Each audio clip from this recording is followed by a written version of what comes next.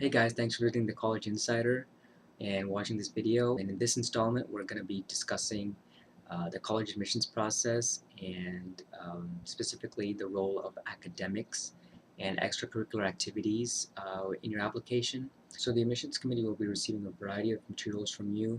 The high school transcript, your test scores, your recommendations.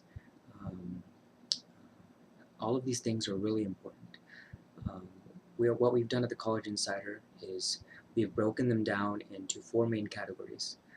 Um, so you have academics, extracurricular activities, personal qualities, and hooks.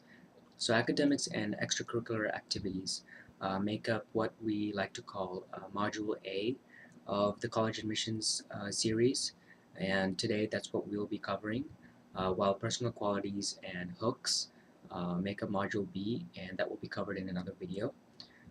So first we're going to be looking at academics, which is really the most important part of your application. So recently, those of you who've been doing research into this have probably heard a lot of things about, um, the importance of your college essay, how to write all of these guides about how to write, the perfect college essay to get into Harvard or whatever. Um, but really, the most important part of your application is still your academics.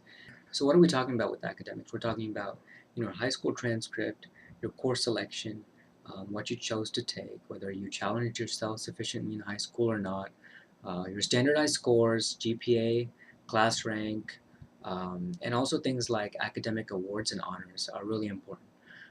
So as you probably noticed, there are a lot of numbers here, and there's a reason for that. Colleges uh, receive tens of thousands of applications per year, and your transcript and all of these numbers really enable them to filter out a lot of the applicants they would probably end up denying. So a lot of colleges have set up filtering schemes where they plug in your numbers, and if you don't meet their cut or their requirements or their standards, you're automatically denied. So a lot of state schools, a lot of public schools especially, they use these kind of filtering schemes, and uh, you know it can be for good or for bad. If you've done well, if you've covered all your bases with academics, then you could automatically get in.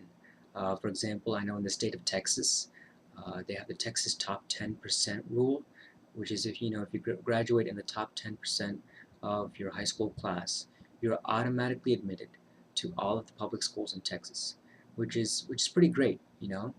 On the other hand, if your numbers don't meet the cut or the standards, then your application could automatically be pushed towards the denied pile. A lot of the competitive schools, numbers alone are usually not enough to get you in, but they can be enough to get you denied. If you have really good test scores, if you have really good grades, if you've taken great classes, then you'll be a competitive applicant in the applicant pool, and you can further distinguish yourself from others with the same kinds of scores that you have if you have great academic awards and honors. So that's why they are important.